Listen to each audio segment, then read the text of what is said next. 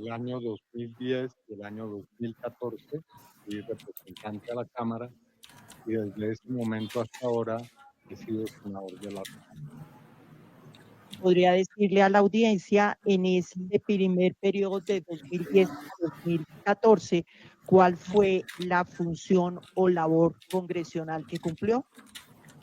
Dentro de las funciones que llevamos a cabo los congresistas, es decir, la labor legislativa y el trabajo de control político, mis principales áreas de trabajo fueron los derechos humanos, los derechos de las víctimas y la búsqueda de la paz, y en particular con relación a los derechos humanos, asuntos que atañen a este proceso, el trabajo con relación a la situación humanitaria en las cárceles y penitenciarías del país y la situación de las víctimas del conflicto armado y de la violencia, y en particular víctimas de desaparición forzada. En forma concreta, senadora, ¿a qué comisión perteneció usted en ese primer periodo 2010-2014? A 3 comisiones, una de carácter constitucional, la comisión segunda, que se encarga de los asuntos de orden público, fuerzas militares y de policía, relaciones internacionales, una comisión legal, que es la Comisión de Derechos Humanos, y una comisión de carácter accidental, que es la Comisión de Paz de, en ese momento, la Cámara de Representantes. Dígale a la audiencia y explíquenos cómo fue ese trabajo con relación a la población reclusa en cárceles y penitenciarías. Cuando llegué a la Comisión Legal de Derechos Humanos, fui elegido vicepresidente de esa célula de trabajo congresional. Uno de los asuntos que hallé en los archivos de la comisión fue una cantidad enorme de peticiones de individuos, colectivos de población carcelaria y penitenciaria.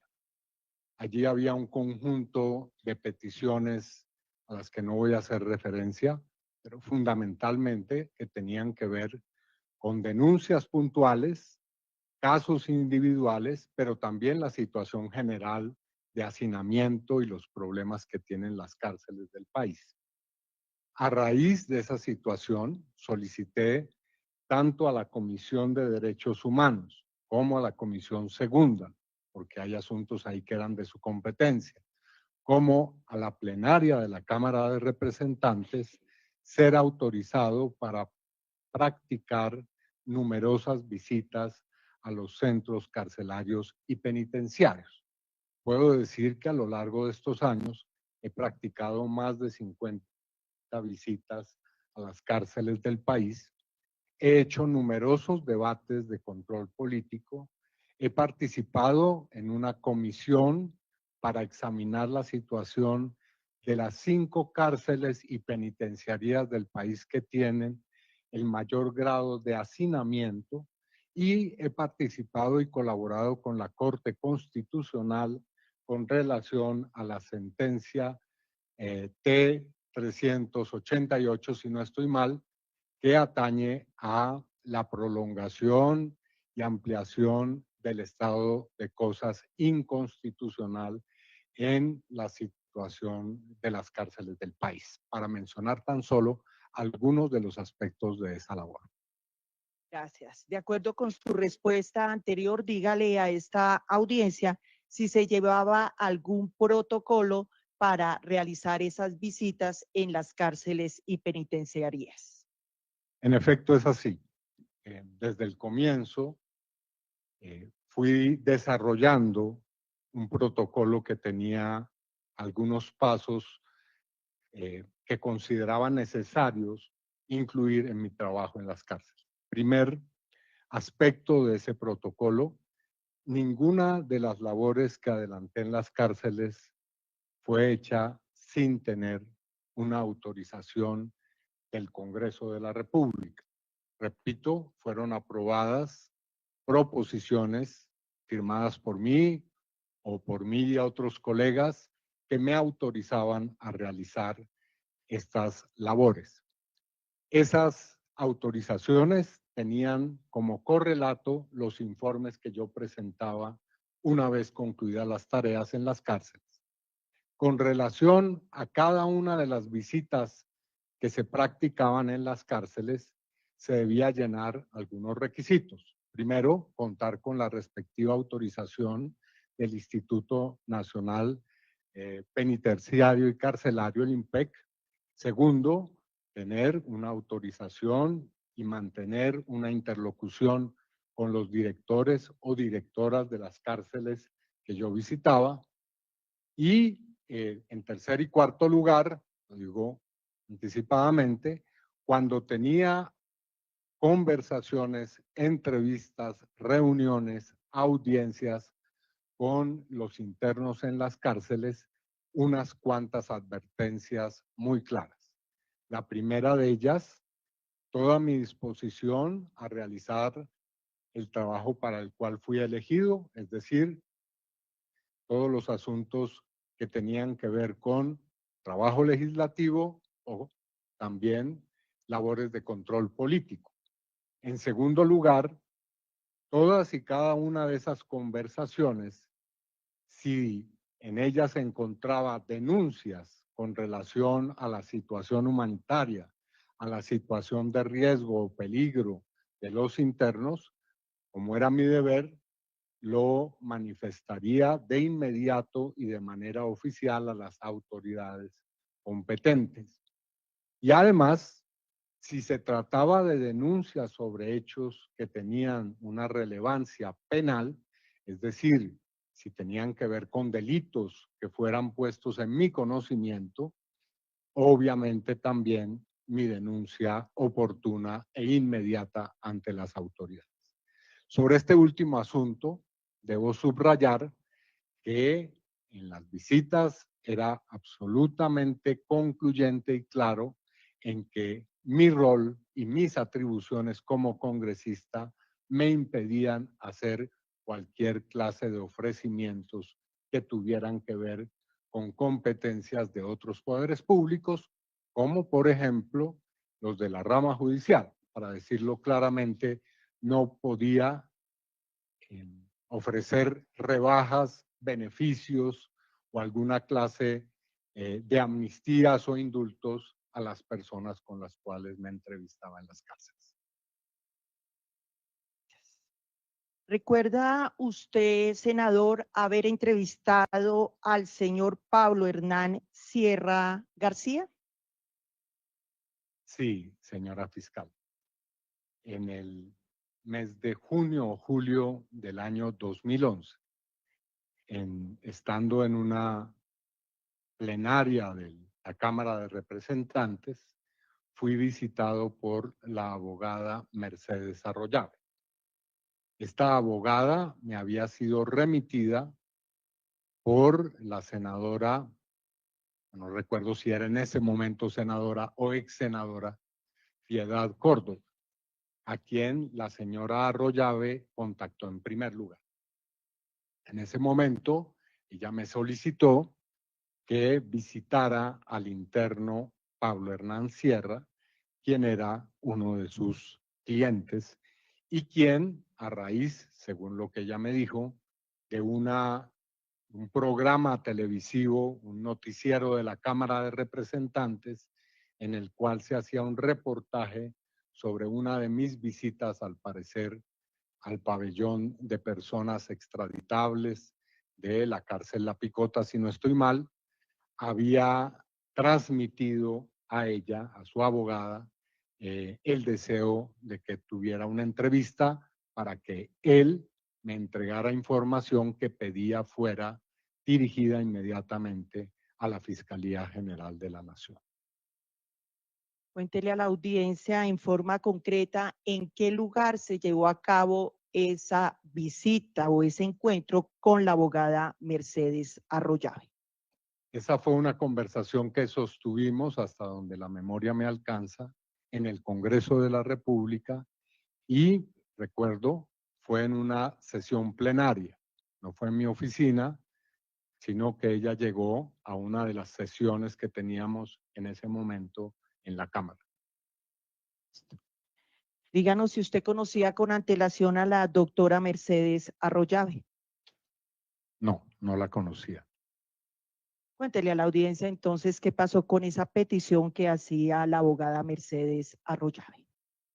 Una vez recibí esa información, en el mes de agosto del año 2011, procedí a practicar la visita solicitada. Para ese fin, hice la solicitud de los permisos respectivos, tuve una conversación con el director de la cárcel de Itagüí, era el sitio donde estaba este interno, y me hice acompañar de un miembro de mi unidad legislativa, el señor David García, y dado que la señora Arroyave me había pedido que esa entrevista fuera grabada, le pedí al señor García que, por favor, lleváramos los equipos para hacer esa grabación, cosa que fue autorizada por la dirección de la cárcel. Y fui también con el señor Franklin Castañeda.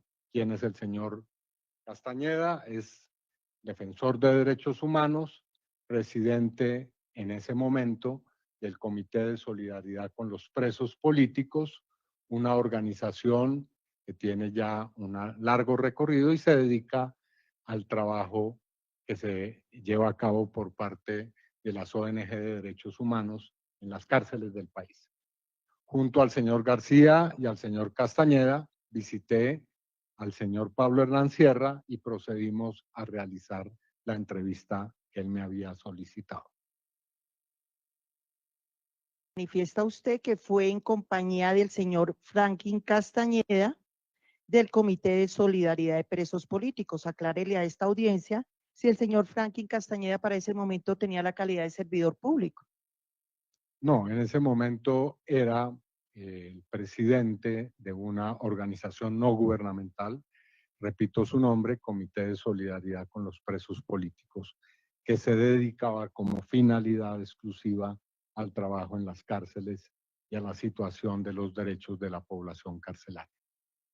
Dígale a la audiencia por qué decidió usted que a esta entrevista que realizaba en su función parlamentaria lo acompañara el señor Franklin Castañeda.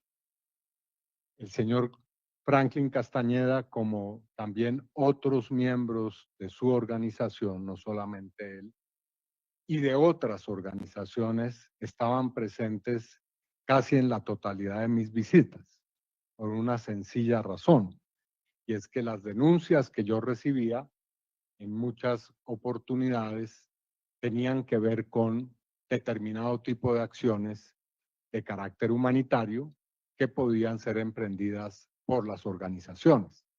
Es más, debo decir, yo antes de ser congresista trabajé en el mundo de las organizaciones de derechos humanos, conformé una coalición de organizaciones de derechos humanos y de víctimas que se llama el Movimiento Nacional de Víctimas de Crímenes de Estado, y por lo tanto esa relación era una relación de tiempo atrás.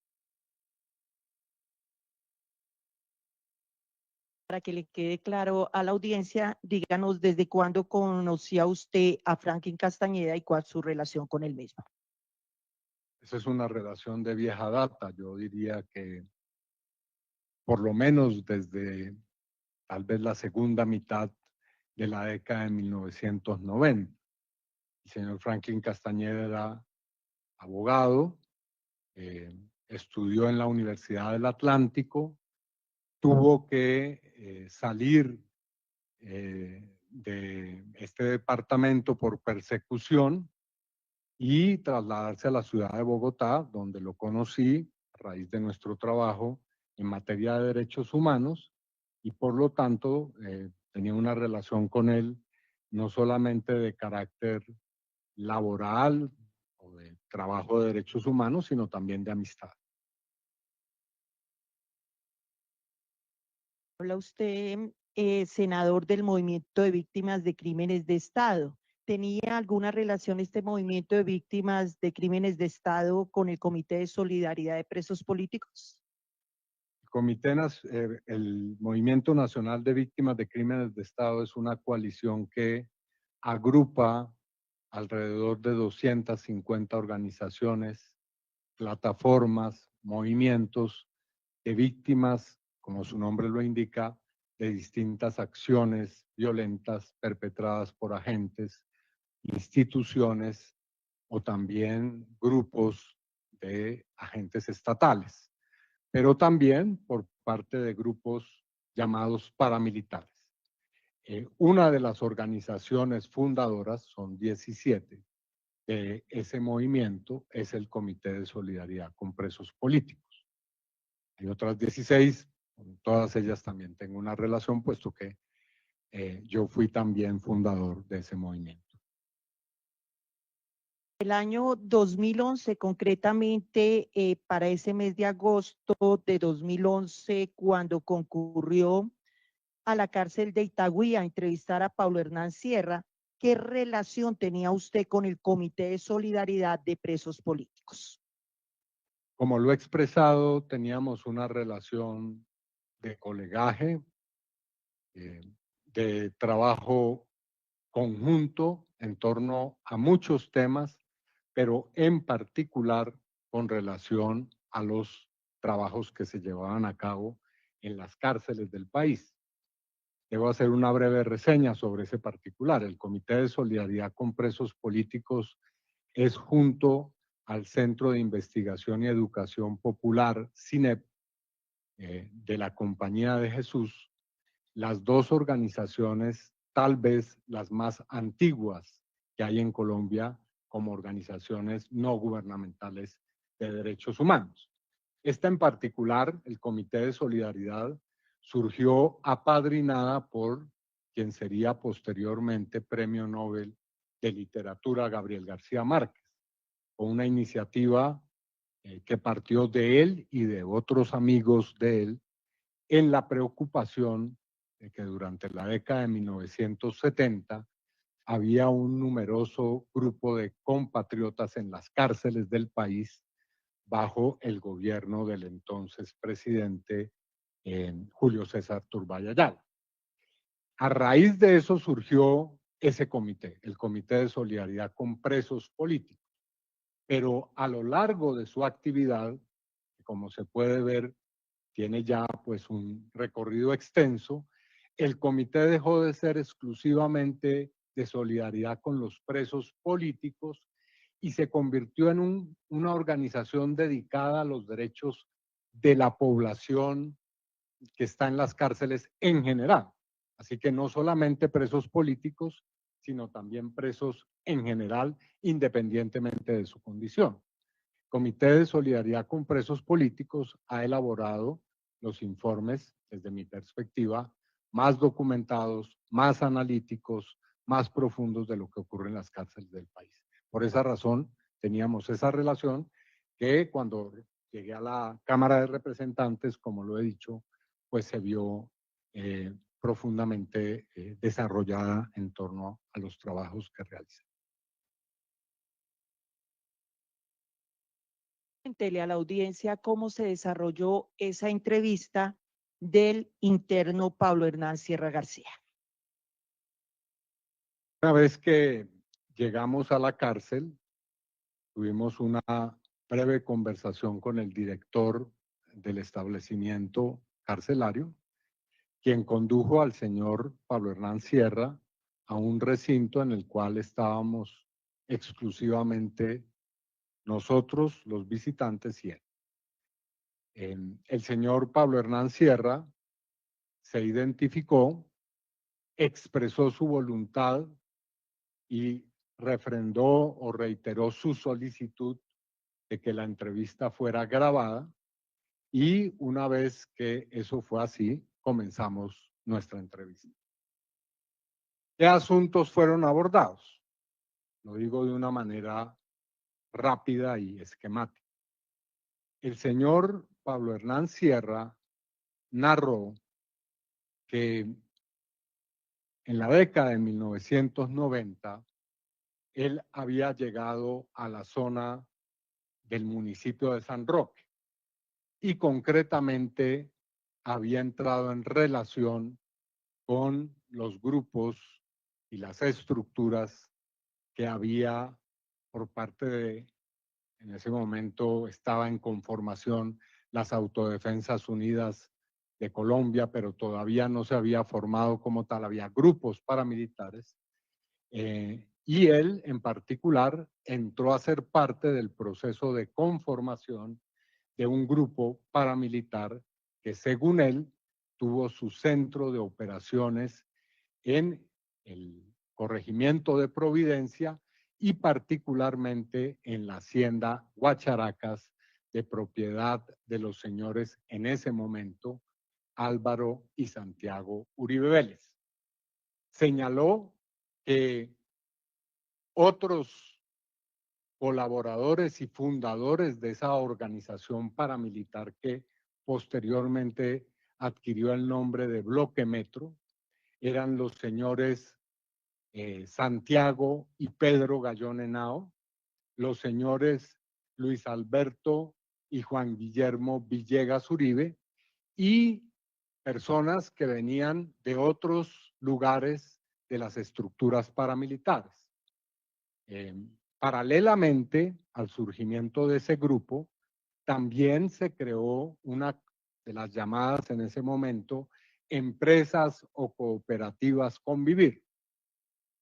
Hay que decir, era la época en la cual el doctor Álvaro Uribe Vélez era gobernador del departamento de Antioquia. Y él, como se sabe, este es un hecho notorio, promovió la creación de distintas empresas de seguridad de esa naturaleza. El señor Pablo Hernán Sierra dice que el motivo que llevó a la conformación de ese grupo en ese lugar y en esa hacienda en particular es que por ese entonces y un poco antes, en la región venía operando un bloque del Ejército de Liberación Nacional llamado el bloque Bernardo López Arroyave. Su líder o jefe, con el alias de Juan Pablo, no tengo en este momento el nombre de él, el nombre que no sea su alias, había especialmente dedicado su accionar criminal contra la hacienda Guacharacas. Y concretamente, según Sierra, allí había hecho un robo bastante considerable de ganado. Se había llevado algo así como 600 reses y entre los animales que habían sido hurtados, dice el señor Sierra, se llevaron un macho de paso fino, repito casi textualmente lo que él dijo, que era especialmente querido por el señor Álvaro Uribe y que se dedicó a pasearlo, al animal, pasear con él por los distintos pueblos y por todo el entorno de la hacienda Guacharacas. Posteriormente a esta acción vino otra. Este grupo incendió varias de las casas, entre ellas la casa principal de la hacienda, y todo eso al parecer motivó el surgimiento de este grupo armado ilegal. El señor Sierra dice que una vez conformado, el grupo se dedicó a labores criminales. Una de esas era la sustracción de gasolina de un tubo que atravesaba o un ducto que atravesaba la hacienda. Gasolina que servía para negocios del grupo. Pero también el grupo se dedicó a perpetrar masacres. Él habló de 2 masacres hasta donde recuerdo en esa entrevista. Igualmente hizo referencia al asesinato de uno de los trabajadores de la hacienda, el señor, si no estoy mal, Darío Granda, que le decían Gigante, quien primero fue colaborador de la guerrilla y posteriormente pasó a ser integrante de los grupos que se estaban formando o del grupo que se estaba formando en la hacienda y, dice Sierra, En un momento, el señor Santiago Uribe detectó que él estaba o había estado en colaboración con la guerrilla y procedió a dar la orden de asesinar. Esas circunstancias también se enlazaron con la captura del señor alias Juan Pablo. El señor Sierra dice que una de las primeras cosas que se hizo fue, y no precisa mucho el origen, ofrecer una recompensa por la cabeza del jefe del ELN en la región, y que este señor fue capturado, al parecer, no por la autoridad, no por las fuerzas militares, ni por la policía, sino por el grupo paramilitar. Eso se logró porque uno de los vecinos de la hacienda, un señor de alias Gavilán, lo delató con el grupo paramilitar y posteriormente, a través de esa delación, se tuvo acceso al lugar en donde él estaba, fue capturado, fue llevado a algún lugar en donde dice el señor Sierra, estas son palabras de él en la entrevista, llegó el entonces gobernador de Antioquia y en cautiverio fue interrogado y también golpeado. Esa es parte de la entrevista que Sí, doctor.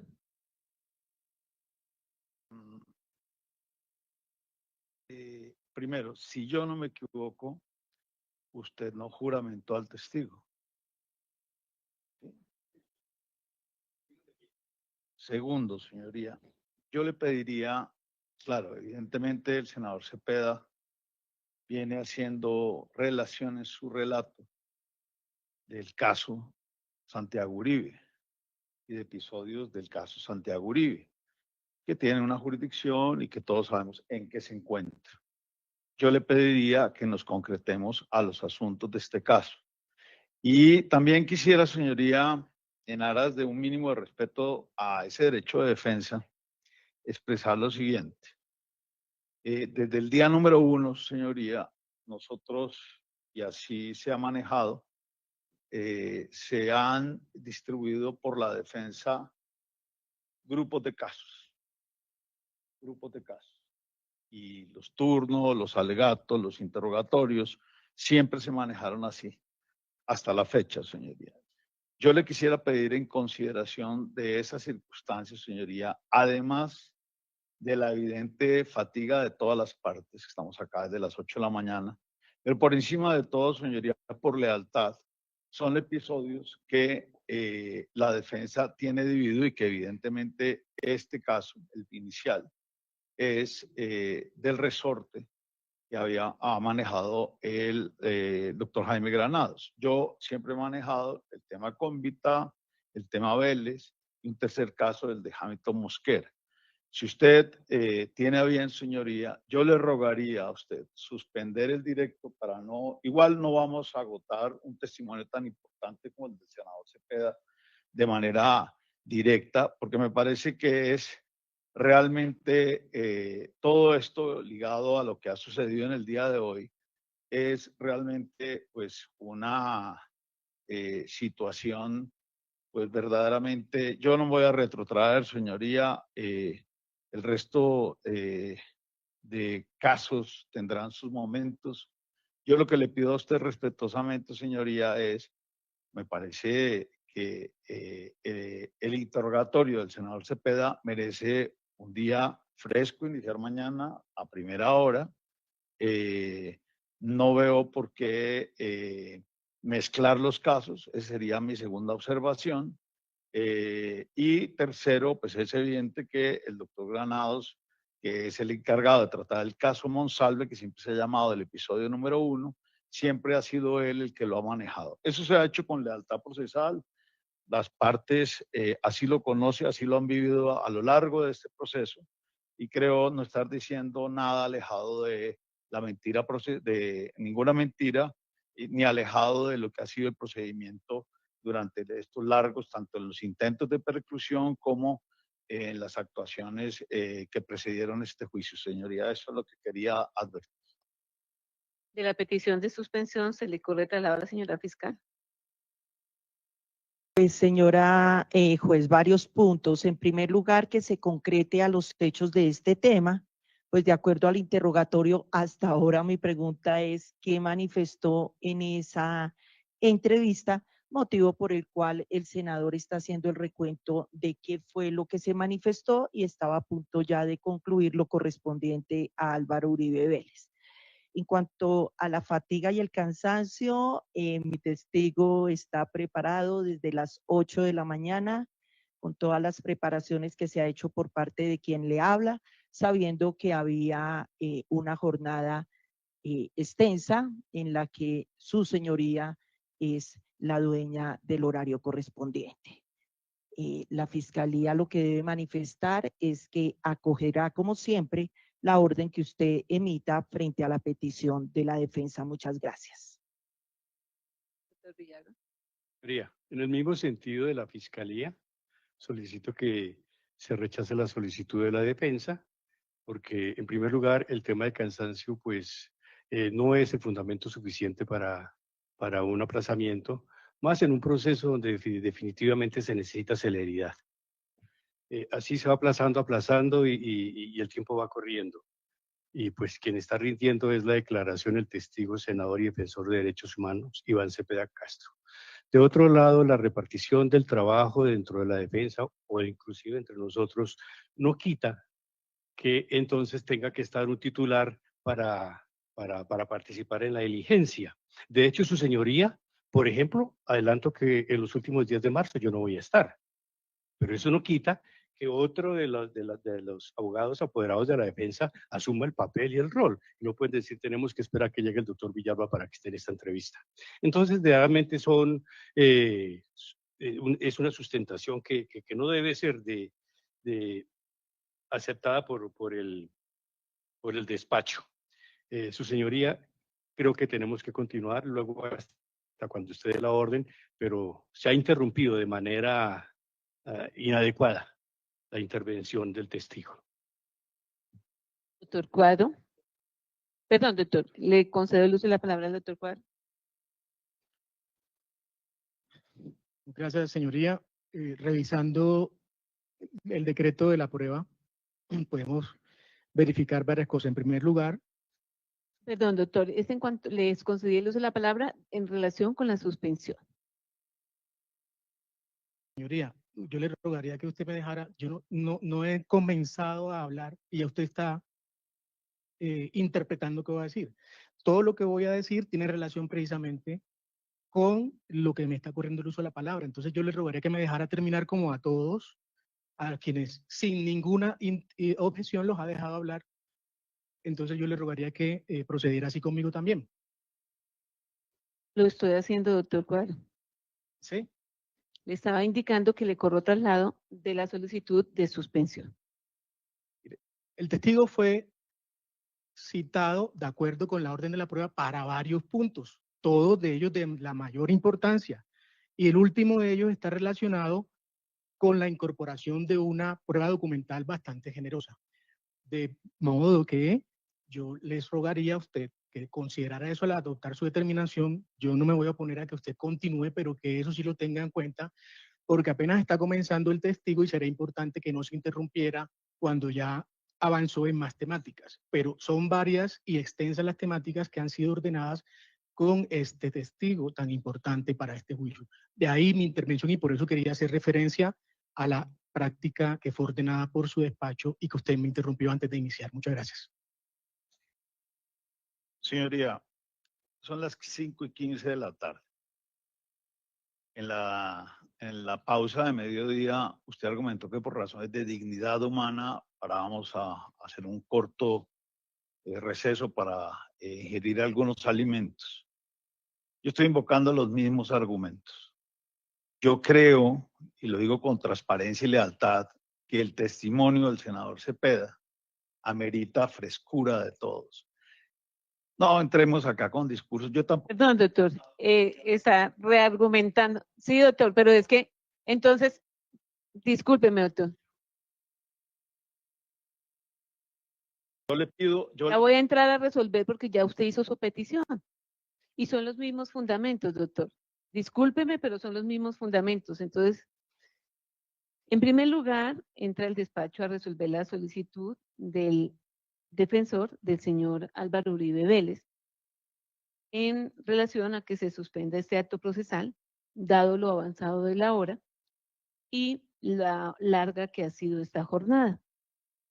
Pretensión en relación con la cual, pues la señora fiscal, también indicó el señor defensor que por estrategia defensiva se han distribuido algunos de los casos y que prefiere que esté el señor defensor principal en la recepción del testimonio del señor Cepeda Castro.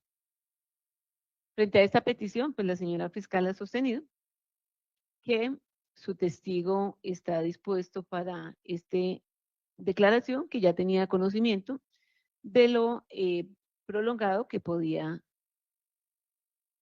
tornarse. Por su parte, el señor apoderado de las víctimas, pues solicita tener en cuenta que el hecho que no esté el defensor principal, pues no resta para que su abogado suplente pueda actuar de manera leal y activa en el interrogatorio del señor Cepeda Castro. Por su parte, el señor delegado del Ministerio Público solicita tener en cuenta que el testimonio del señor Cepeda Castro pues, fue decretado según la pertinencia para múltiples circunstancias, entre ellas la incorporación de voluminosa prueba documental y pues que no sería dable suspender su testimonio para en el momento en que se haya ya avanzado en su interrogatorio. Efectivamente, el despacho ha estado en este acto procesal desde las 8:30 de la mañana, que el señor defensor principal del señor Uribe Vélez, pues no en esta audiencia, sino en múltiples oportunidades, pues ha dejado constancia que sus abogados suplentes están al tanto de todo el proceso y que lo conocen perfectamente, por lo tanto, pues no considera una vulneración de sus derechos el hecho que esté el señor Uribe Vélez bien representado por él o por sus abogados suplentes. Incluso hizo referencia a ese aspecto en las horas de la mañana. La intervención del doctor Lombana, pues se ha surtido a partir de las 3:18, creo, de la tarde, momento procesal al cual pues dimos reinicio a la audiencia preparatoria, a la audiencia de continuación del juicio oral. De hecho, que haya tenido la instancia, pues que resolver una recusación no considera una situación desgastante, pues la misma se formuló por parte del señor defensor en horas de la mañana, se le permitió su contradictorio a las contraparte y así lo seguirá haciendo durante todo el trámite del proceso.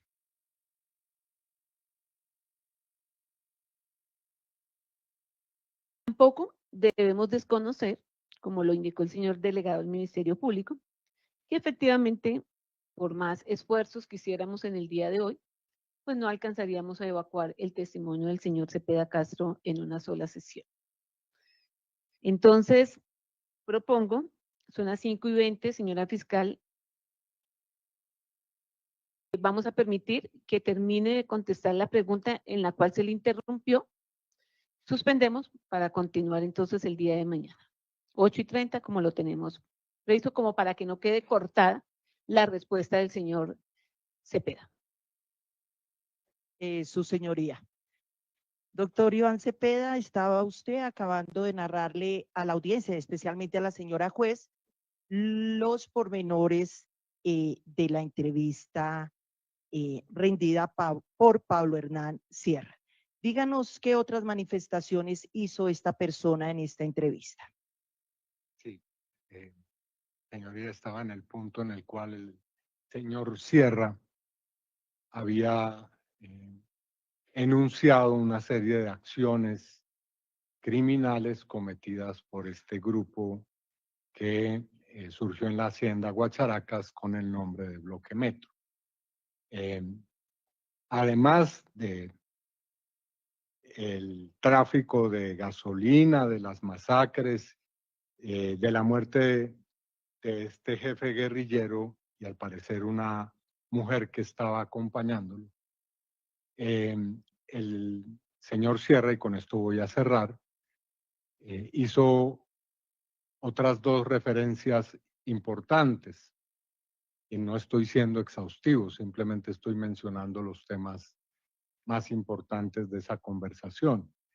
El primero es que él conoció en la hacienda al hijo de quien era el mayordomo de esa propiedad al servicio de los señores Uribe Vélez. La familia Monsalve llegó a la hacienda, según dijo él, a mediados de la década de 1980.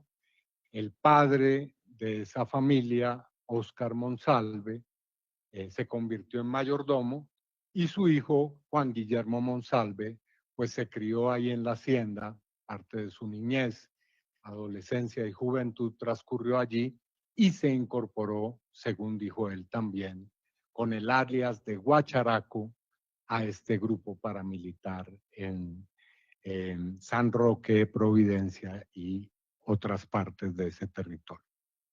Y por último, el señor Sierra dijo que él posteriormente se convirtió ya no en integrante de un grupo paramilitar simplemente, sino que actuó como jefe de un grupo que surgió bajo la conducción del señor Ernesto Báez en el eje cafetero, al parecer en Caldas, un bloque o grupo paramilitar que se hizo llamar Cacique Pipintá, y que allí, entre muchas otras labores, esto también lo afirmó, cuando en 2002 el ex gobernador de Antioquia se candidatizó a la presidencia, junto a otros paramilitares y ganaderos ya de Caldas y del eje cafetero, hicieron colectas para recaudar fondos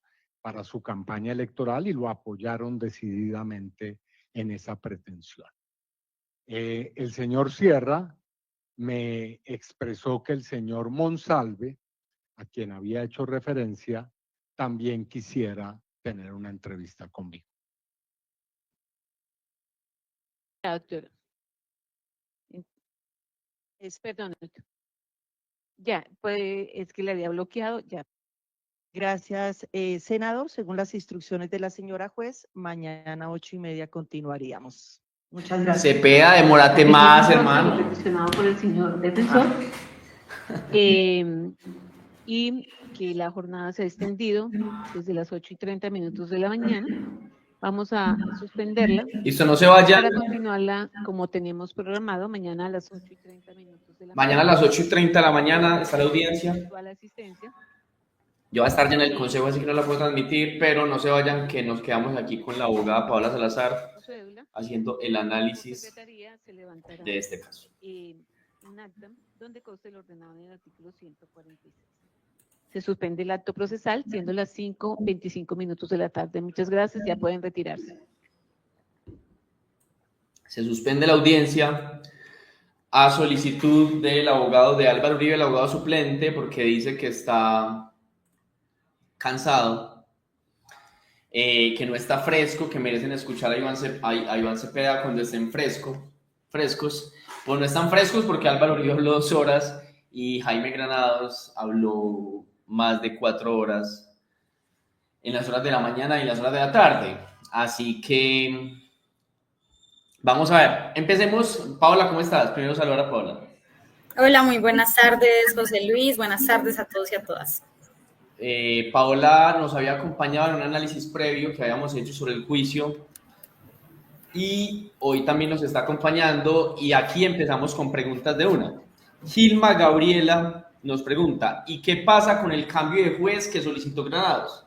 Recordemos que ahorita en la primera parte de esta audiencia, en las horas de la mañana y por la tarde, a la tarde temprano, el abogado principal de Álvaro Uribe se tomó alrededor de 4 horas, poco más de 4 horas, en una solicitud de recusación en contra de la jueza que lleva el caso por considerarla que no era imparcial, por considerarla que estaba prejuzgando a Álvaro Uribe, por considerar, según él, que no le daba garantías suficientes a Álvaro Uribe Vélez. Por aquí tengo una gata al lado, salúdenla, véala por acá. Tenía agüita por acá y se me la vino a tomar. Cosas que pasan en los envíos. Paola, ¿qué pasó con esta solicitud del abogado Jaime Granados para cambiar la jueza del caso? Bueno, en primer lugar hay que resaltar que al momento de resolver esa solicitud, que es una solicitud de recusación, la juez lo primero que dice, o de las cosas que dice, es que esa solicitud debió haberse presentado al principio de la intervención de la defensa.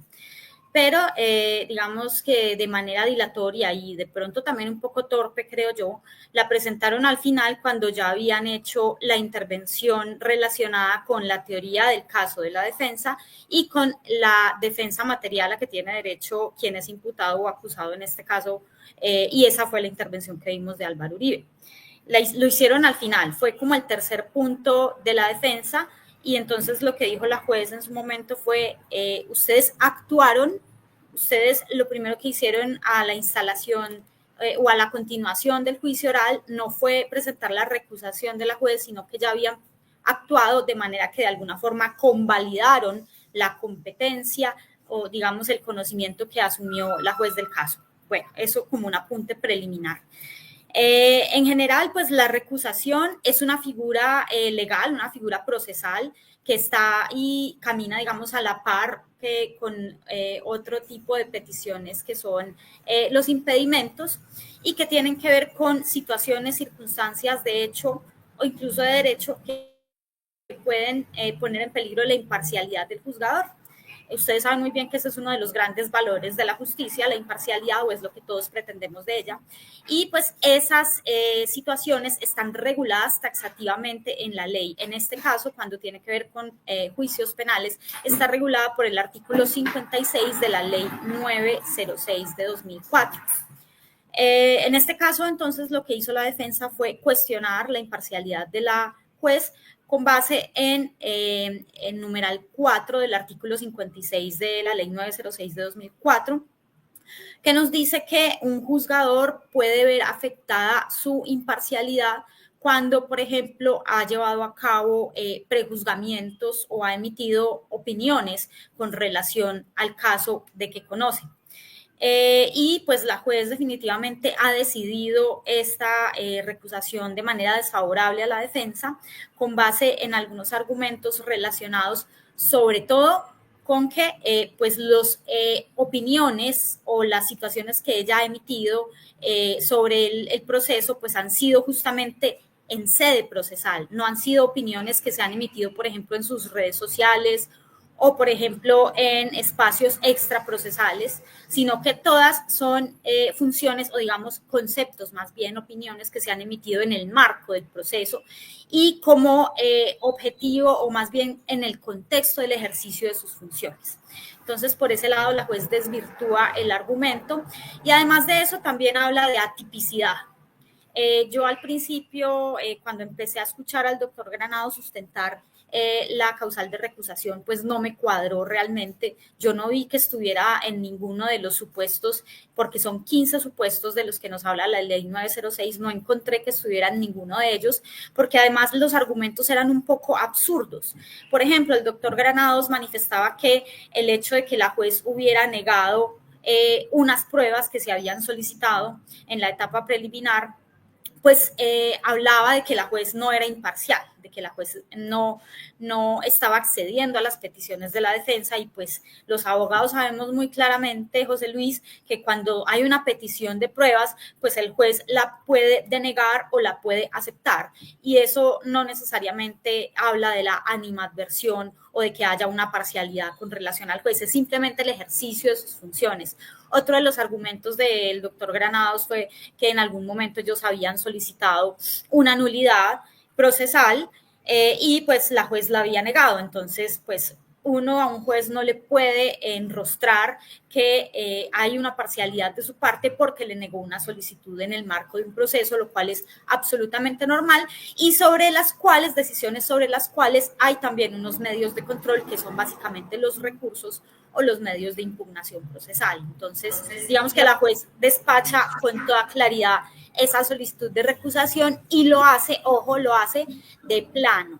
¿Qué quiere decir esto? Que la encuentra infundada, que la encuentra atípica y que encuentra que no hay pruebas para practicar o que la sustenten. Entonces, cuando eso sucede en materia procesal, es cuando la ley le autoriza a los jueces a rechazar solicitudes de plano, cuando están mal fundamentadas.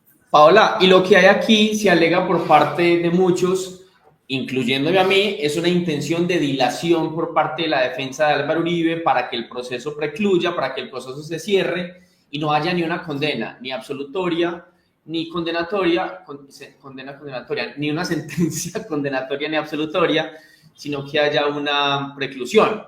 ¿Eso es un riesgo real? ¿Qué opinas de eso? Tal como lo dice el senador Wilson Arias. Wilson Arias dice, dilatar, dilatar y dilatar. Álvaro Uribe y sus abogados acaban de recusar a la jueza de su juicio. El 8 de octubre del 2025 prescribe el caso y podría salir impune sin ser juzgado por soborno y fraude. ¿Qué pasa con el juicio de Álvaro Uribe Vélez si al 8 de octubre del año 2025 de este año no hay sentencia, sea condenatoria o sea absolutoria? Bueno, ya lo habíamos discutido en la sesión pasada. Creo que la fecha exacta de la prescripción de la acción penal en este caso es el 8 de octubre del 2025. Si no se tiene una sentencia ejecutoriada para esa fecha, pues operará la prescripción. Y pues la prescripción básicamente quiere decir que como el Estado, basándose en su facultad de perseguir penalmente a una persona que eventualmente cometió una conducta punible, pues no ha actuado de manera oportuna o definitivamente no ha actuado, pues entonces el paso del tiempo extingue esa posibilidad, esa facultad que tiene el Estado para perseguir, para condenar y para pues que una persona pague una pena. Entonces, esa sería pues una consecuencia ahí muy clara. Frente a lo que dices del tema de la dilación, pues a mí me parece evidente que es así. Creo que en mi opinión sí hay unas maniobras que hablan pues como de la deslealtad procesal que se está dando en este caso por parte de los abogados. Ya lo veíamos en la instalación del juicio oral el viernes, donde el abogado trató de retrotraer esta fase procesal a una anterior, que es a la audiencia preparatoria. Y ahora en este caso con dos situaciones. La primera es la recusación y la segunda es el aplazamiento del testimonio. Una vez ellos, digamos, se extendieron durante toda la mañana presentando una argumentación, en mi concepto, vacía, una argumentación que no tenía ningún sentido y que desde el principio pues se observaba que no iba encaminada realmente a sustentar de manera jurídica una causal de recusación. Frente a la recusación, pues el Ministerio Público, por ejemplo, se abstuvo de pronunciarse alegando que se interrumpían o se suspendían los términos de prescripción. Entonces, digamos que si la juez hubiera aceptado la recusación o le hubiera dado trámite, más bien, si le hubiera dado trámite, pues tendría que haberse suspendido el juicio oral y tendría que haber pasado el trámite de la recusación al superior jerárquico, que es el Tribunal Superior de Distrito Judicial de Bogotá, y esperar a que el tribunal se pronunciara de plano, o si hubieran que practicar pruebas, pues las practicara. Es decir, se volvía como un pequeño proceso dentro del proceso. Eso hubiera pasado. Y en concepto del Ministerio Público, pues allí no habrían ocurrido los términos de prescripción, sino que se habrían suspendido, por lo cual no habría, digamos, como peligro de que siguiera corriendo el término de prescripción con la maniobra. Sin embargo, pues sigue siendo una maniobra, en mi concepto, dilatoria y que le sigue dando largas al deber de administrar pronta justicia en este caso concreto. Alrededor de este proceso y por todo esto que estás comentando, el senador Iván Cepeda realiza la siguiente solicitud. Escuchemos al senador Iván Cepeda. Está preparado luego de tantos años de maniobras, intentos porque no prospere la justicia a nuevos hechos de esta naturaleza. Así que, pues, con toda la calma del caso, veremos qué decisión se toma. En el caso de las víctimas ya pedimos que haya una observación internacional. Vamos a pedir a la Comisión Interamericana de Derechos Humanos, al relator para la imparcialidad de los jueces de las Naciones Unidas y a prestigiosas organizaciones internacionales que vengan a observar este juicio en Colombia como se ha hecho con otros, como el que se hizo en Perú contra Fujimori o en Guatemala contra Ríos Montt. Así que creemos que llegó la hora de que la comunidad internacional observe lo que está pasando en este juicio. Está preparado luego de tantos años de... ¿Será entonces necesario, como plantea el senador Iván Cepeda, la presencia de observadores internacionales para que este juicio llegue a buen término, entendiendo que buen término no es como algunos podemos considerar que se le condene a Álvaro Uribe, sino que buen término es que se lleve a juicio, digamos? La jueza no puede tener ese prejuzgamiento, nosotros sí, por las consideraciones jurídicas y políticas que podamos tener, o yo por lo menos. Pero, ¿qué opinas de esa propuesta del senador Iván Cepeda de solicitar acompañamiento internacional para evitar que vaya impunidad en este caso? Y menciona, por ejemplo, el caso de Alberto Fujimori, el superpresidente superpoderoso del Perú, que terminó juzgado ante las autoridades de su país, no por delitos, comillas, menores, manipulación de testigos y soborno no es un delito menor, pero frente a delitos de lesa humanidad, frente a delitos mucho más graves, pues estos sí son más atenuados. ¿Qué opinas de esa posición, Paula? Pues a mí me parece una propuesta conducente, me parece necesaria, sobre todo porque pues lo permite, digamos, el control difuso de convencionalidad en el cual pues Colombia está inscrito al avalar los tratados que pues habilitan a la OEA para desplegar su jurisdicción, pero también, digamos, otras competencias en Colombia, como lo son las de observación, ¿cierto? Ahora, frente al tema coyuntural, creo que es muy importante porque, pues, ustedes no se imaginan la presión que debe estar teniendo la juez 44 penal de circuito de Bogotá sobre sus hombros. Yo creo que es una mujer garante, y pues yo he leído en el chat algunos comentarios relacionados como con que no me produce confianza, como que se está, digamos, siendo muy flexible, pero créanme que eso es necesario que un juez penal siempre esté, digamos, muy presto a la sindéresis, siempre dispuesto a prestar pues el mayor número de garantías posibles a todas las partes en el proceso, así a veces eso nos puede parecer un poco, digamos, flexible en este caso, dado que es evidente que la defensa está llevando a cabo unas maniobras dilatorias pues que no son leales proceduralmente, pero créanme que dentro de lo que yo he observado, la juez me parece una juez que está conduciendo el juicio con toda sindéresis, con toda garantía y que le está imprimiendo la celeridad que lo amerita. Entonces creo yo que esa misión de observación también viene, digamos, como a apoyar un poco la labor de la judicatura y a darle un respaldo que está obviamente fundamentado en una convención que el Estado colombiano ha ratificado desde hace ya varios años. Paola, por aquí nos pregunta Ana María Calderón, ¿por qué acusan a Uribe? ¿Qué tiene que ver Cepeda ahí y qué sigue en el proceso? ¿Cuál es el presunto delito por el cual se le acusa a Álvaro Uribe Vélez y por el cual está siendo procesado?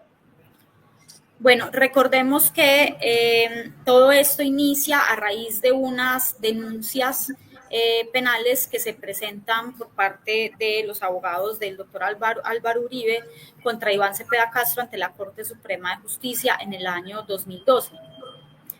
Entiendo que supuestamente porque cuando Cepeda, y de hecho así es que empieza él interviniendo en su testimonio, explicando por qué su presencia en las cárceles colombianas, y él explica muy bien que tiene que ver con su labor y sus funciones como garante y como senador de la República de los derechos de la población carcelaria en el país.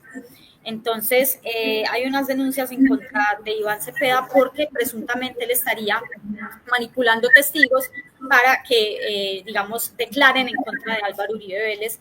De hecho, cuando se presenta la interrupción por parte del abogado de la defensa, se da también en un momento de la declaración en que Iván Cepeda está contando qué es lo que el señor Sierra le dice en la entrevista cuando va a hacer dicha entrevista, valga la redundancia, en la cárcel donde él estaba recluido, y habla de los nexos o los nexos del doctor Álvaro Uribe con la creación de ese bloque paramilitar. Entonces, y también habíamos comentado la sesión pasada cómo a raíz de esas denuncias la Corte Suprema de Justicia inicia una indagación, pero se declaran inhibidos de continuar las investigaciones contra el doctor Iván Cepeda, y lo que encuentran es que presuntamente quien estaría manipulando testigos y estaría, digamos, generando o incurriendo en esos presuntos delitos sería el doctor Álvaro Uribe, y ahí es donde se compulsan copias y se le inicia entonces a su vez una investigación a él, y allí es donde, digamos, sucede, como ya lo habíamos mencionado, el efecto boomerang, que se le devuelve a quien tira la boomerang, y eso fue lo que le sucedió al doctor Álvaro Uribe en este caso. Señal Colombia y la revista Raya han sacado a la luz una entrevista por parte de Carlos Enrique Vélez Ramírez, alias Víctor, testigo clave en el juicio contra Álvaro Uribe, quien perteneció a las Autodefensas Unidas de Colombia. Escuchemos las palabras de este testigo para comentar también de qué se trata este proceso, porque no es únicamente alrededor del fraude procesal, sino todo lo que hay allí con declaraciones de paramilitares, de ex paramilitares que señalan a Álvaro Uribe Vélez. Escuchemos. ¿Usted es su mano derecha? ¿Puede usted decir la verdad y nada más que la verdad en la diligencia que vamos a iniciar? Sí, señor, sí, por favor. Carlos Enrique Vélez Ramírez. Carlos Enrique Vélez Ramírez, alias Víctor, es uno de los testigos claves en el proceso penal que hoy tiene en juicio al expresidente Álvaro Uribe Vélez. Cuando muchas personas han aprovechado para acusarme. Alias Víctor es el testigo principal en el juicio paralelo que se sigue contra Diego Cadena, el autodenominado abogánster de Uribe, procesado desde 2020 por los mismos delitos de su jefe, soborno y manipulación de testigos. Usted sabe, entre ellos se tapan con la misma cobija, ¿sí o no? Accedió a contarle su verdad a un equipo periodístico de Señal Investigativa que viajó hasta su sitio de reclusión, ubicado en Palmira, Valle del Cauca. Mire los giros. Estos son los giros. Pertenecía a las Autodefensas Unidas de Colombia. Estuve en varios frentes, estuve en el bloque Calima, en el metro, y ahorita último en el bloque Caldas, que fue el último, ahí es donde me capturan a mí. Pero qué culpa tengo yo de uno saber las cosas, ¿sí me entiendes? Yo vengo a saber todo eso ahorita que se destapa esto. Yo era simplemente un comandante militar, que yo era, sino vulgarmente, digámoslo, matar. La orden, mate, ejecute, haga esto y lo otro. Eso era lo que yo hacía. Yo le pido perdón a todos. O sea, con pedir perdón nadie vuelve a la vida, no, pero en que sea uno de corazón sentirse. Hombre, pues sí, descabezados y soy consciente de mis actos, pero más nunca que los tenga que pagar mi familia. No hablaba con un medio de comunicación desde el año 2019. 664504. ¿Y quién lo quiere silenciar a usted? Pues parece la pregunta. No, pues la pregunta del millón blanco es, Uribe, y que no van a decir que no.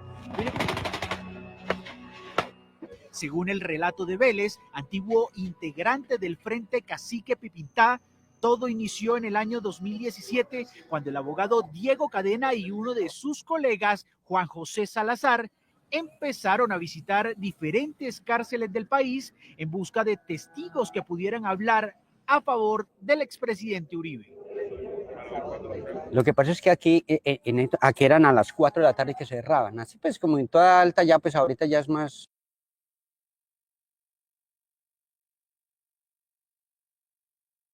Ahí vemos parte de la declaración de este señor que fue comandante paramilitar y que estuvo en el bloque Pipintá, en el bloque Metro. Recordemos que el bloque Metro tuvo presencia aquí en la ciudad de Medellín, que el bloque Metro fue comandado por alias 00, un militar retirado, y que el bloque Metro participó en conjunto con el bloque Cacique Nutibara de la Operación Orión en la Comuna 13 de Medellín, de la cual se ha hablado mucho todos estos días alrededor de los hallazgos de la Jurisdicción Especial para la Paz en La Escombrera. Paola, hay una cosa que uno siempre se suele preguntar a nivel jurídico y a nivel político, y es, ¿será que este tipo de procesos podría desencadenar en que la justicia investigue más a fondo esos otros delitos por los cuales se le acusa a Álvaro Uribe Vélez, como por ejemplo este señor que dice que tenía una relación con los paramilitares, o que otros, alias el Iguano, una vez decía que era como su comandante natural o algo así? ¿Crees que esto pueda desencadenar otra serie de investigaciones, como que se rompa el cerco jurídico que rodea a Álvaro Uribe? Bueno, pues digamos que en estricto sentido, cuando una autoridad judicial encuentra, o cualquier autoridad pública encuentra mérito para creer que existe la comisión de un delito, pues hay un deber de denuncia y hay un deber como de impulso procesal en torno a eso. Entonces, pues, y creo que es posible, pero yo creo que hay otro tipo de dinámicas que impiden que, digamos, la ley en Colombia se aplique. Yo creo que esto es una de las personas, Álvaro Uribe es una de las personas con más investigaciones en Colombia, por razón pues de los cargos que ha ocupado, pero también obviamente de las acusaciones innumerables que hay con relación a, de hecho, delitos mucho más graves que por los que está siendo juzgado, ¿cierto? Entonces, yo creería que si la norma operara en Colombia con independencia de otros factores reales de poder, pues se realizaría, pero creo que en Colombia no existen las condiciones pues actualmente como para que este tipo de situaciones se lleven a cabo. Yo creo que la justicia, a pesar de que pues es una justicia que conserva ciertos niveles de independencia y todo este tipo de situaciones pues que la hacen una de las justicias más destacadas en América Latina, pues tampoco creo que se den las condiciones de hecho que permitan, digamos, que esto suceda. Pero, en efecto, existe el deber legal de las autoridades, por ejemplo, realizar compulsa de copias ante el conocimiento de hechos y de situaciones que eventualmente configuren la comisión de otros delitos diferentes a los que hoy se juzgan. Claro que sí. Vamos a terminar también escuchando a Uribe. Venga, escuchemos por aquí, Alvarito, que a la salida del juicio, él se retira. Él dice que iba a permanecer hasta el final, pero se retira cuando le niegan la recusación a la jueza y da estas declaraciones. Escuchemos. La postulación de recusación que hiciera el doctor Granados. He venido a decirles muchas gracias por su presencia y a pedirles comprensión, que todo lo que yo tenía que decir lo dije en el despacho de la señora juez. Muchas gracias. Déjelo que se vaya. No, todo se ha dicho.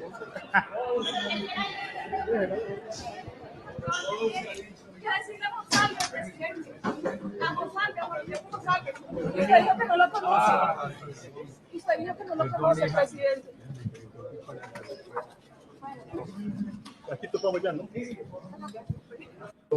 La postulación de... Álvaro Uribe tiene una cosa, y es que los escenarios que controla se siente muy cómodo, pero los escenarios que no controla, como las preguntas libres de los periodistas preguntándole por el paramilitar Monsalve, si lo conoció o no, en qué circunstancias, no le parecen tan cómodas.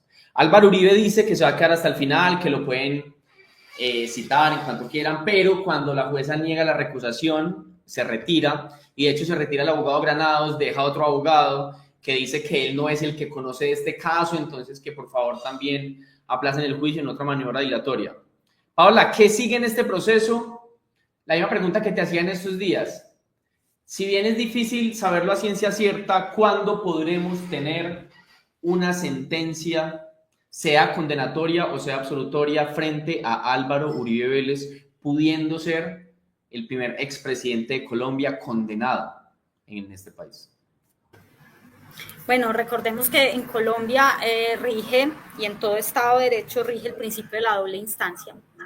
Usted tiene derecho a que si es sentenciado en una primera instancia por un juez, y en este caso un juez unipersonal, usted tiene derecho a que se revise esa sentencia para ser revocada o confirmada por un juez de segunda instancia, que en este caso sería un juez colegiado, sería el juez tribunal de Bogotá.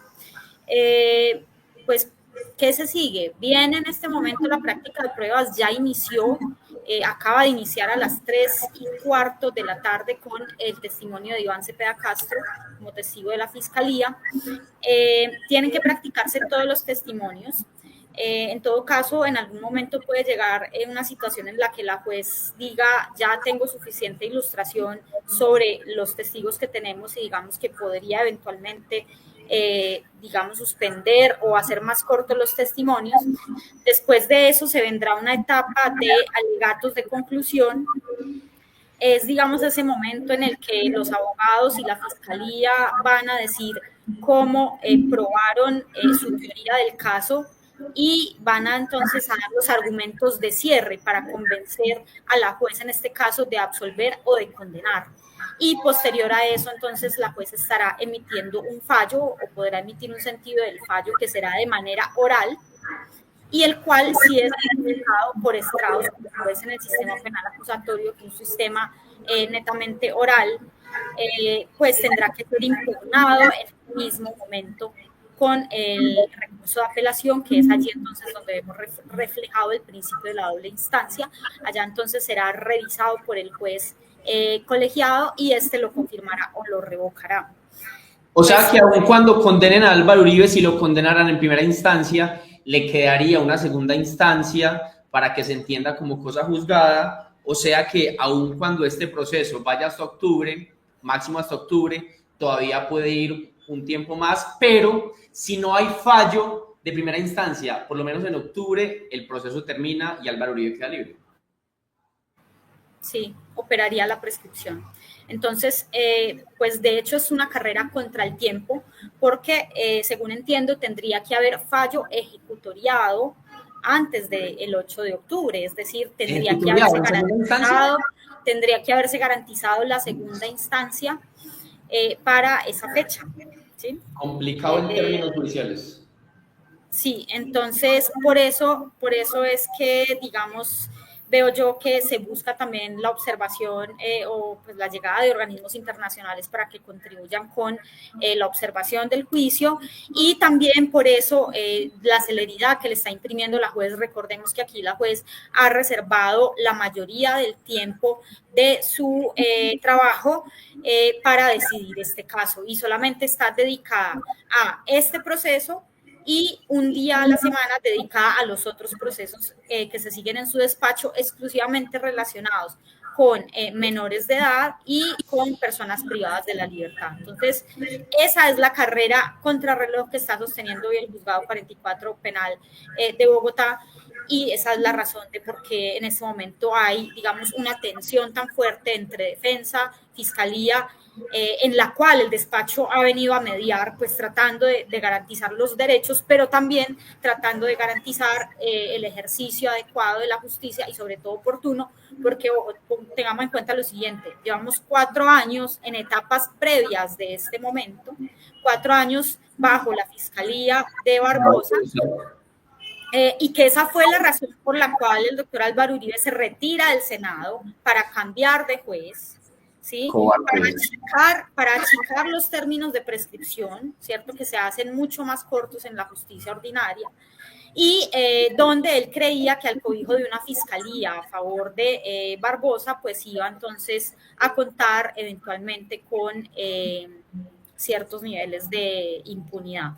Pero en este caso, pues ha habido un cambio, un relevo en la fiscalía que fue evidente en la asignación a otra fiscal, y pues ya con la judicatura, digamos, sí tiene que irse hilando más delgado, porque en general uno puede decir que en Colombia hay una imparcialidad de los jueces. Listo, por aquí vamos a responder así como 30 segundos. Varias preguntas que nos hacen aquí, vamos a ver. Por aquí, va. Sandra Ducuara nos pregunta, buenas tardes, ¿con los testimonios de los testigos es posible conectar a Uribe con delitos de lesa humanidad? Pues tendríamos que escucharlos, ¿no? Y creo que esto es una de las virtudes de este sistema que permite que la ciudadanía pueda estar en contacto con la prueba, no solamente el juez, que es el principalmente interesado porque es él quien va a administrar justicia, pero nosotros podemos y vamos a tener la posibilidad de escuchar los dichos de los testigos, vamos a poder escuchar de viva voz de ellos lo que sucedió y pues si allí en efecto se encuentran manifestaciones que puedan, digamos, llevar a concluir que se cometieron por el acusado, pues crímenes de lesa humanidad, pues creo que la justicia colombiana tendría que entrar en primer lugar, porque recuerden que la justicia internacional, ya que estamos hablando de un término que viene de los instrumentos internacionales, pero también de la legislación interna, por supuesto, como los crímenes de lesa humanidad, pues esta jurisdicción, nuestra justicia internacional es subsidiaria. Entonces, lo primero que tendría que entrar a operar aquí sería la justicia nacional, la justicia penal colombiana, en caso pues de que como fruto de los testimonios que se practiquen en este caso, pues salgan a relucir conductas punibles por las cuales no esté siendo procesado o por las cuales esté siendo procesado en otra actuación procesal en un radicado diferente. Eso es posible.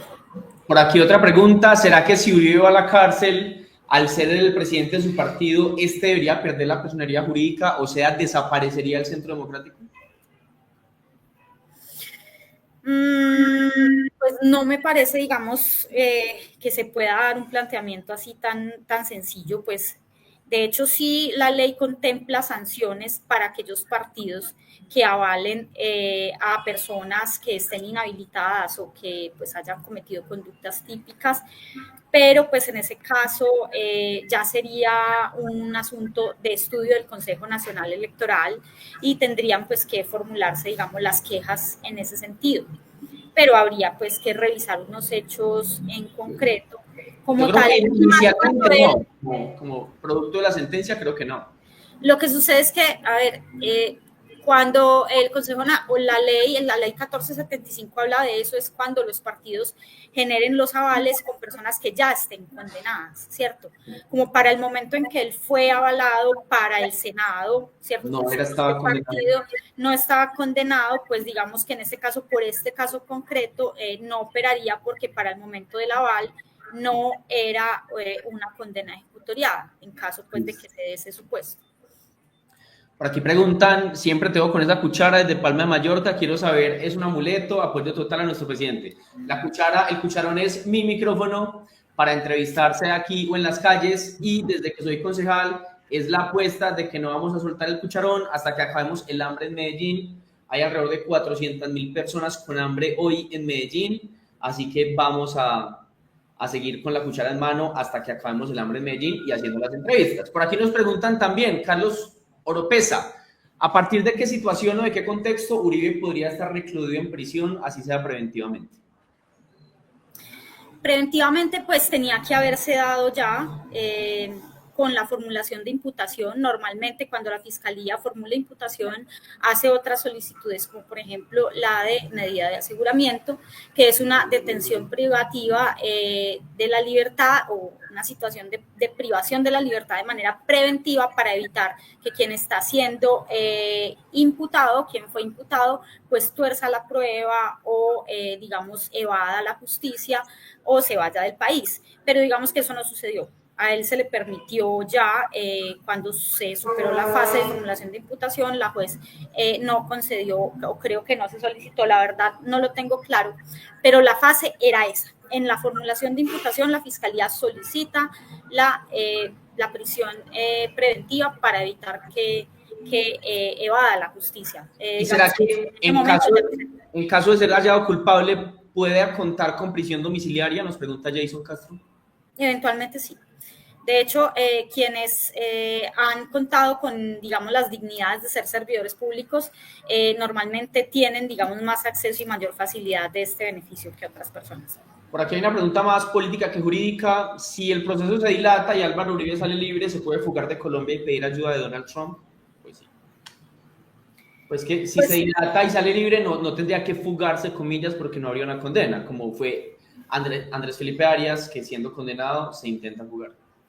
Pues si opera la prescripción, pues, y no tiene ningún pendiente con la justicia colombiana por algunos otros hechos o por algún otro proceso, pues Álvaro Uribe podrá salir del país como cualquier otro ciudadano colombiano y pues si le pide auxilio a Trump o no, pues creo que también podrá hacerlo. Creo que ya lo ha hecho. ¿No recuerdan ustedes el tweet que lanzó mientras estábamos en la instalación del juicio oral el viernes pasado, donde le escribe un tweet en inglés y arroba a Elon Musk y a Donald Trump diciendo que el magistrado sustanciador del proceso en la Corte Suprema de Justicia había trabajado para USAID, ¿cierto? Esta agencia pues que ya fue básicamente desaparecida o terminada por Elon Musk y por Trump. Por aquí nos pregunta Luisa Muñoz si hay una cárcel en Colombia donde se den las garantías de sentencia para la figura de Álvaro Uribe en Colombia o apelarán a casa por cárcel de ser condenado. Tú nos decías en la pasada entrevista que lo cierto es que por la situación de seguridad de Álvaro Uribe es realmente difícil, para decirlo sinceramente, que lo envíen a una cárcel, por lo menos a una cárcel regular, porque el Estado, hay una cosa con el Estado, y es que cuando usted sale condenado, el Estado debe garantizarle su seguridad. Usted puede ser el peor criminal de lesa humanidad, pero el Estado le debe garantizar su seguridad. No tiene por qué gustarnos o no la persona que fue condenada, pero todas las personas pues condenadas tienen derecho a que se respete su vida y su dignidad, sea el ladrón de esquina o sea Álvaro Uribe Vélez. Y yo creo que ese principio hay que defenderlo, aunque los uribistas no lo defiendan, aunque los uribistas digan que quienes son condenados por determinados delitos les pase todo, aunque usted escuche gente en la calle diciendo que lo maten o que paloterapia. Yo creo que la función de las izquierdas y la función de quienes defendemos la vida es defender la vida, independiente de si la vida es la del ladrón de la esquina o la de Álvaro Uribe Vélez. Pues usualmente sí se garantizan unas condiciones. Miren, por ejemplo, a Uribito. Sí. Uribito ha purgado su pena en una guarnición militar y pues también por la edad, ¿cierto? Aquí también juega un tema relacionado. Si por la edad es condenado, ¿puede pagar intramural o la edad no tiene que ver? Nos pregunta José Libardo, un amigo desde el barrio Loreto, en la Comuna 9 de Medellín. José, una razón. Pues de hecho, la edad en algunos casos puede ser tomado por el juez como un factor para no imponer pena privativa de la libertad. Entonces puede jugar, digamos, pero ese ya es un momento en el que pues la defensa, cuando ya haya sido vencida, ya eso tiene que ver es con las modalidades en cómo se va a purgar, por decirlo de alguna forma, esa pena principal. Y pues ya la defensa entonces se encargará de plantear pues como todos esos beneficios en su momento, pero pues en este caso y en cualquier caso, sobre todo de ex servidores públicos, existe la posibilidad de que no hayan establecimientos carcelarios y sobre todo por las condiciones de seguridad y de la persona, que en este caso pues yo creería que no, si es condenado no creería, yo me parece improbable que vaya a un establecimiento carcelario pues tradicional, y que sí es posible obtener beneficios por la edad avanzada, porque pues Álvaro Uribe es una persona de la tercera edad. Sí. Jason Castro nos pregunta, no sé en qué va el caso de Diego Cadena, el abogado hámster, creo que le dicen, pero si este man se asume como responsable de todo el tema de compra de testigos, ¿es posible que Uribe se salga con la suya? O sea, que Uribe no sea procesado por él mismo. Pues miren, de todas maneras existe siempre en lo que tiene que ver con el tema de valoración de la prueba, para el juzgador no solamente la necesidad de valorar una sola prueba, sino que los juzgadores hacen valoraciones de prueba cruzada. Es decir, un juzgador no solamente va a tener en cuenta la prueba del caso Diego Cadena o las declaraciones de Diego Cadena, sino que el juzgador va a tener que valorar el plenario completo. Es decir, yo como juez no voy a mirar solamente un testimonio, sino que voy a mirar toda una serie de testimonios que se practican en el marco del proceso. Y también voy a mirar la prueba documental que obra en el proceso, que pueden ser videos, grabaciones magnetofónicas, pueden ser mensajes de texto, mensajes de correo electrónico.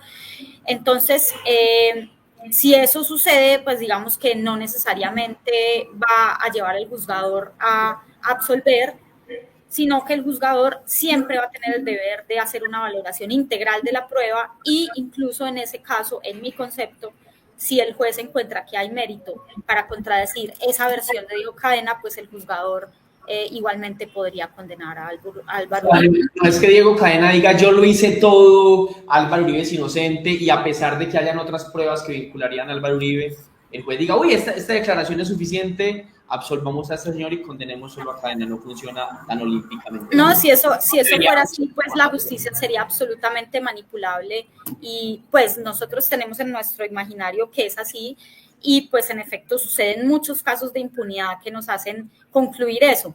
Pero en lo que tiene que ver con los principios de apreciación de las pruebas, no sucede de esa manera, porque los jueces no pueden apreciar la prueba de manera aislada y mucho menos obviar otro conjunto de pruebas que existen en el plenario y solamente apegarse a una de ellas para tomar una decisión. Eso sería una vía de hecho procesal. Paola, con esta era la última pregunta. Muchísimas gracias por estar acá. ¿Cómo te pueden encontrar en redes sociales para que miren tus análisis jurídicos sobre este y otros casos? Bueno, estoy en X como @Paola Salazargo y en Facebook como Paola Salazar /1986, que ya les dije mi edad. Nacimos el mismo año. Paola Salazar Go en Twitter, ¿cierto? En X. Sí. La voy a colocar aquí. ¿Y la otra cuál era? Paola. @Paola Salazar /1986. En Facebook. Paola, muchísimas gracias. Aquí no hay forma de hablar de Papá Pitufo, me pregunta Luis Albeiro Echavarría. Vamos a consultar sobre el caso y nos montamos si hay algún programa esta semana o la próxima sobre este narcotraficante del cual se ha dicho tanto en los últimos días. Paola, muchísimas gracias por estar acá. Tu último mensaje para el público que nos está viendo. Bueno, creo que lo dije la semana pasada también, a mí se me sale mucho el abogado con este comentario, pero de verdad que la presión que está sufriendo hoy la juez de Bogotá no es poca. Ella misma lo decía en la audiencia la semana pasada, todos tienen seguridad menos yo. Ella no cuenta hoy con esquema de seguridad. Y bueno, simplemente creo yo que es momento también como de reivindicar ese sentimiento de justicia que no de venganza. Creo yo que también es importante que pensemos en clave de eso, porque en algún momento Colombia va a tener que reconciliarse, que no olvidar. Pero creo que la esperanza de que va a haber justicia en este caso, digamos, puede ser también una forma de reconciliarnos en algún momento. Para que la justicia no solo sea para los de Ruana, para los descalzos, o sea, para los pobres, sino para que la justicia aplique para todos los seres humanos por igual. Porque si hay personas que están por encima de la ley, significa que la ley no aplica, que la ley no existe, porque nadie puede estar por encima de la norma. Esas épocas de reyesuelos, esas épocas de dictaduras, esas épocas de monarquía o de seguridad democrática ya pasaron. Paola, muchísimas gracias por estar acá, muchísimas gracias a Angie Bermúdez por ese saludito que nos da, por aquí Gilma también nos da un saludo, muchísimas gracias a todos por estar acá, vamos a seguir respondiendo las preguntas que nos vengan para próximos casos, mañana continúa el juicio, mañana creo que no lo puedo transmitir, pero tal vez sigamos haciendo estos programas en la noche o a otras horas del día para contarles cómo van las cosas. Un abrazo, venceremos y será hermoso. Chao, chao.